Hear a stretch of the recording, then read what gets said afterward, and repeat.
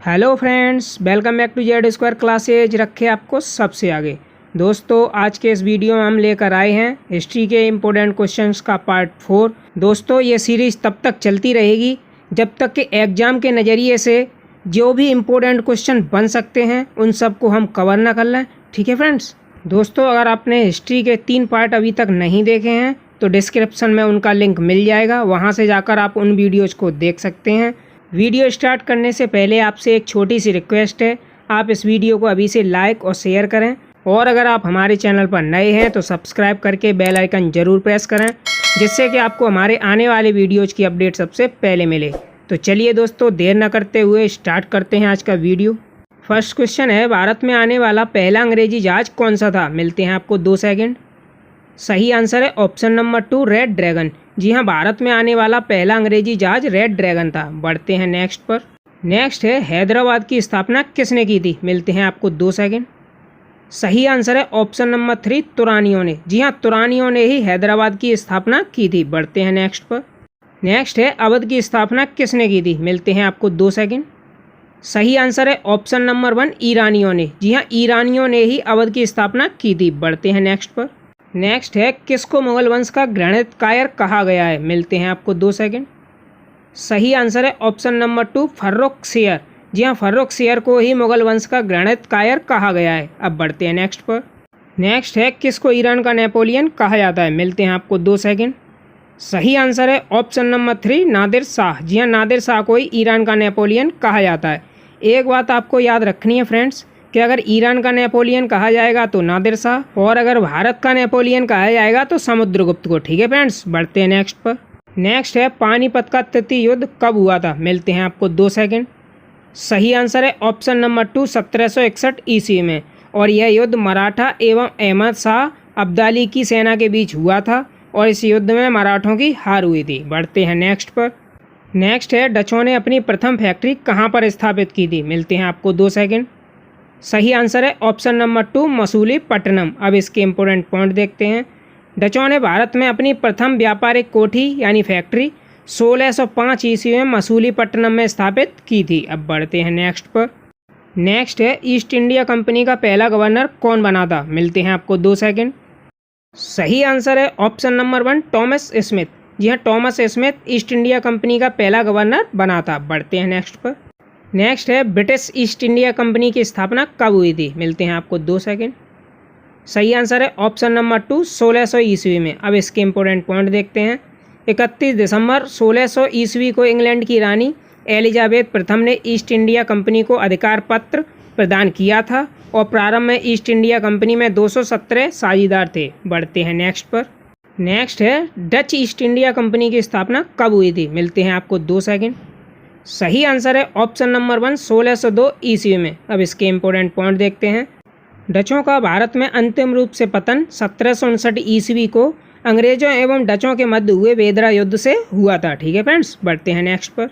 Next है, मुगल दरबार में जाने वाला प्रथम अंग्रेज कौन था? मिलते हैं आपको 2 सेकेंड। सही आंसर है ऑप्शन नंबर 3, कैप्टन हॉकिंस। अब इसके इम्पोर्टेंट पॉइंट देखते हैं। कैप्टन हॉकिंस जेम्स प्रथम के राजदूत के रूप में अप्रैल 1609 ईस्वी में जहांगीर के दरबार में गया था। ठीक है फ्रेंड्स। बढ़ते हैं नेक्स्ट पर। नेक्स्ट है, बम्बई शहर की स्थापना किसने की थी? मिलते हैं आपको 2 सेकेंड।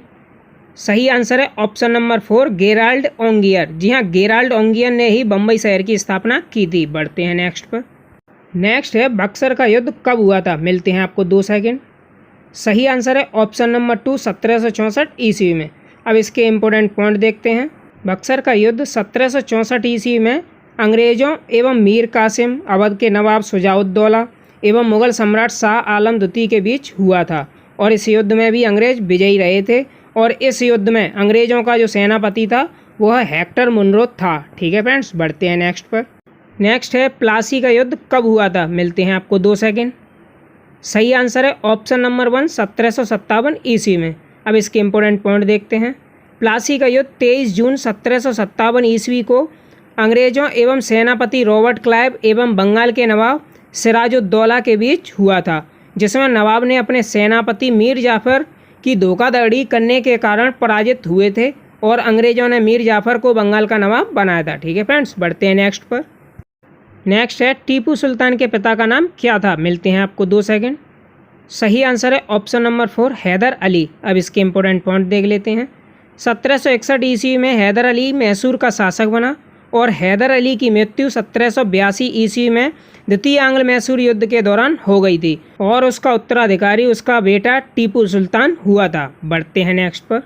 नेक्स्ट है टीपू सुल्तान के राजसी झंडे पर किसकी तस्वीर होती थी, मिलते हैं आपको 2 सेकंड।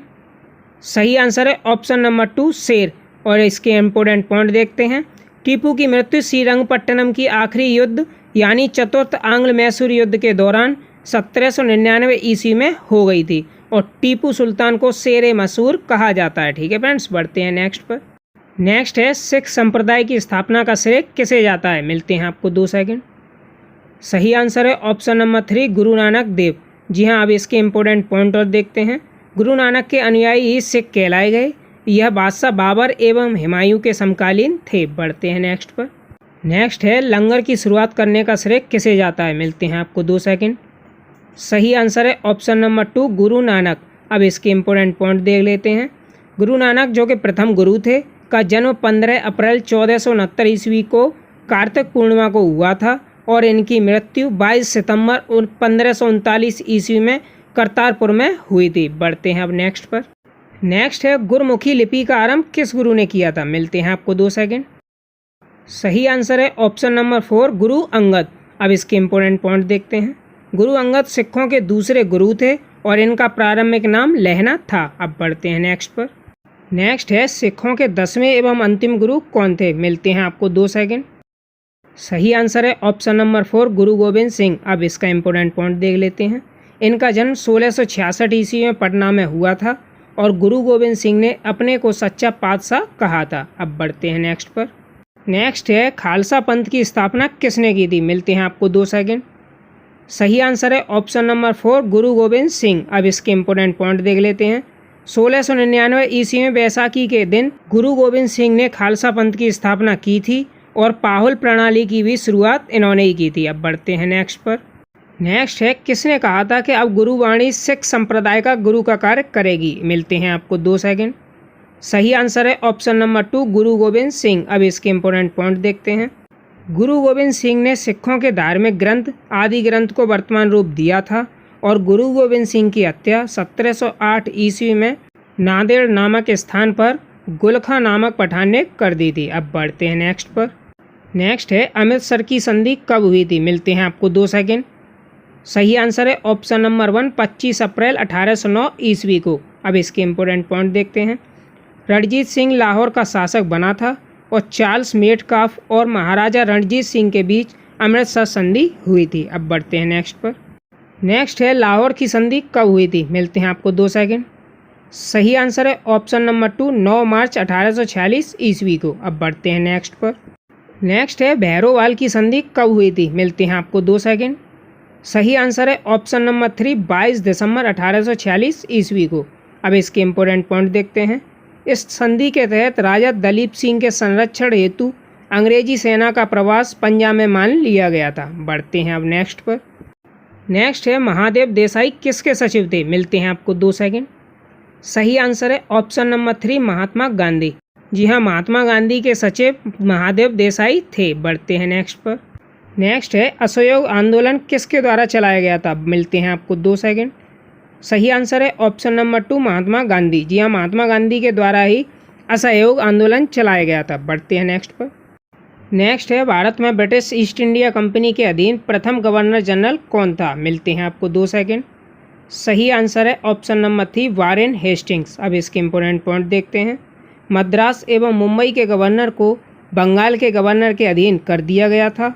इस प्रकार भारत में कंपनी के अधीन प्रथम गवर्नर जनरल वारेन हेस्टिंग्स जो कि 1774 से 1785 ईस्वी तक हुए थे। अब बढ़ते हैं नेक्स्ट पर। नेक्स्ट है भारत का पहला समाचार पत्र द बंगाल गजट का प्रकाशन किसने किया था, मिलते हैं आपको 2 सेकंड। सही आंसर है ऑप्शन नंबर 2 जेम्स ए हिक्की। अब बढ़ते हैं नेक्स्ट पर। नेक्स्ट है अंग्रेजों ने भारत में प्रथम मदरसा कहाँ स्थापित किया था, मिलते हैं आपको 2 सेकंड। सही आंसर है ऑप्शन नंबर 2 कोलकाता। अब इसका इम्पोर्टेंट पॉइंट देखते हैं। इसकी स्थापना वारेन हेस्टिंग्स ने 1781 ईस्वी में कराई थी। अब बढ़ते हैं नेक्स्ट पर। नेक्स्ट है रेगुलेटिंग एक्ट के तहत 1774 ईस्वी में कहाँ पर उच्चतम न्यायालय की स्थापना की गई थी। मिलते हैं आपको 2 सेकंड। सही आंसर है ऑप्शन नंबर 3 कोलकाता। अब इसके इम्पोर्टेंट पॉइंट देखते हैं। इसका मुख्य न्यायाधीश एलिजा इम्पे था और जिसे 1782 में इस्तीफा देना पड़ा था। अब बढ़ते हैं नेक्स्ट पर। नेक्स्ट है भारत में सिविल सेवा का जनक किसे कहा जाता है। मिलते हैं आपको 2 सेकंड। सही आंसर है ऑप्शन नंबर 3 लॉर्ड कॉर्नवालिस। यह लॉर्ड कॉर्नवालिस को ही भारत में सिविल सेवा का जनक कहा जाता है। बढ़ते हैं नेक्स्ट पर। नेक्स्ट है भारत का पहला गवर्नर जनरल कौन बना था। मिलते हैं आपको 2 सेकंड। सही आंसर है option number 4 Lord William Bentinck. अब इसके इम्पोर्टेंट पॉइंट देखते हैं। 1833 ईस्वी के चार्टर एक्ट द्वारा बंगाल के गवर्नर जनरल को भारत का गवर्नर जनरल बना दिया गया था। ठीक है फ्रेंड्स, बढ़ते हैं नेक्स्ट पर। नेक्स्ट है सती प्रथा का अंत किस ब्रिटिश ने किया था। मिलते हैं आपको 2 सेकंड।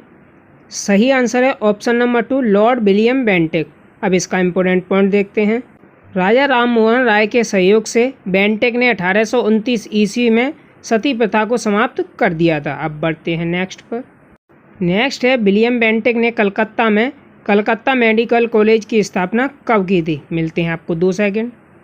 सही आंसर है ऑप्शन नंबर 2 1835 ईस्वी को। अब बढ़ते हैं नेक्स्ट पर। नेक्स्ट है भारतीय प्रेस का मुक्तिदाता किसे कहा जाता है। मिलते हैं आपको 2 सेकंड। सही आंसर है ऑप्शन नंबर 1 चार्ल्स मेटकाफ। अब इसका इम्पोर्टेंट पॉइंट देखते हैं।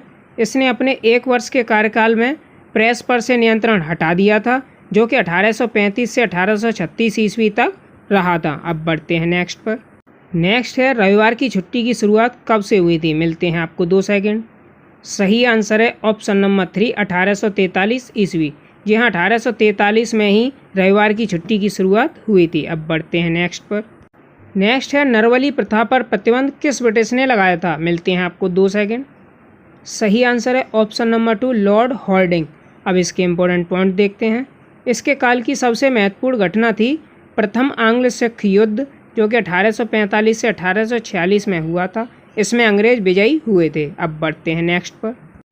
नेक्स्ट है किस राज्य का प्रसिद्ध हीरा कोहिनूर महारानी विक्टोरिया को भेज दिया गया था। अब मिलते हैं आपको 2 सेकंड।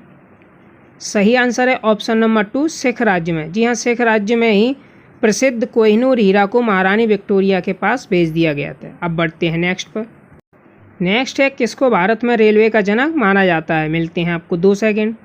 सही आंसर है ऑप्शन नंबर 3 लॉर्ड डलहौजी। अब इसके इम्पोर्टेंट पॉइंट देखते हैं।